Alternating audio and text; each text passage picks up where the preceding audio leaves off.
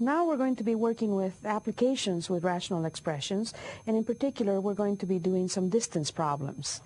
The first problem that we will be looking at is the following. Driving from Tulsa to Detroit, Jeff averaged 50 miles per hour. He figured that if he'd averaged 60 miles per hour, his driving time would have decreased 3 hours. How far is it from Tulsa to Detroit? So we have a distance problem, and the first thing to remember is that the formula distance equals rate times time. Now for these distance problems, we're going to have quite a bit of information, and we need to organize it some way. We know that he's starting from Tulsa, and he's going to Detroit, and both trips will be done in the same way.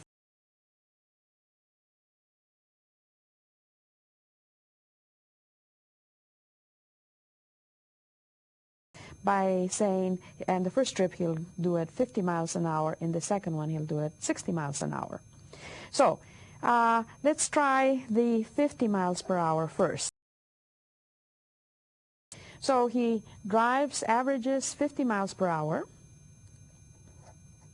on the first trip. And for the second trip, he averages 60 miles per hour.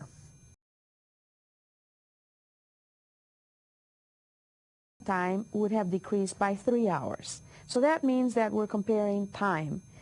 If we say that T is the time it takes for him to drive from Tulsa to Detroit at 50 miles per hour, then if he saves 3 hours by increasing his speed, then the time it takes him at 60 miles per hour will be 60 times T minus 3. Now that we have this information in the table, I recommend that you do the third column in terms of the other two using the distance formula that we have right here. Distance equals rate times time, so for the 50 mile per hour trip, his rate is 50 miles per hour, his time is 10 miles per hour, so the distance will be 50t. His time is t minus 3, and so his distance is going to be 60 times t minus 3. So now we're ready to go. Since the trip is from Tulsa to Detroit, both trips have an equal distance, and so we can say the first trip at 50 miles per hour is going to have the same number of miles as the second trip, which is 60 miles per hour. Let's go ahead and calculate this. We have 50t, which is equal to 60t minus 100. Negative 50t to both sides, we end up with a 10t on the right-hand side. Let's add a plus 180 to both sides, and we have 180 on the left-hand side. Let's divide it by 10, which will give us 18. 18 what? 18 hours. So t is equal to 18 hours. Let's go back to the question and see what the question is. It says, how far is it from Tulsa to Detroit?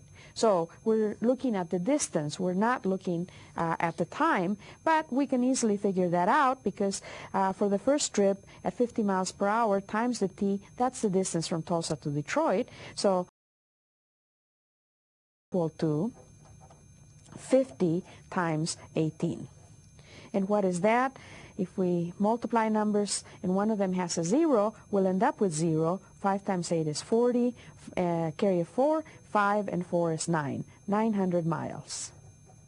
And that was the question that was asked. How far is it from Tulsa to Detroit? Now we're going to be looking at a second problem with distance.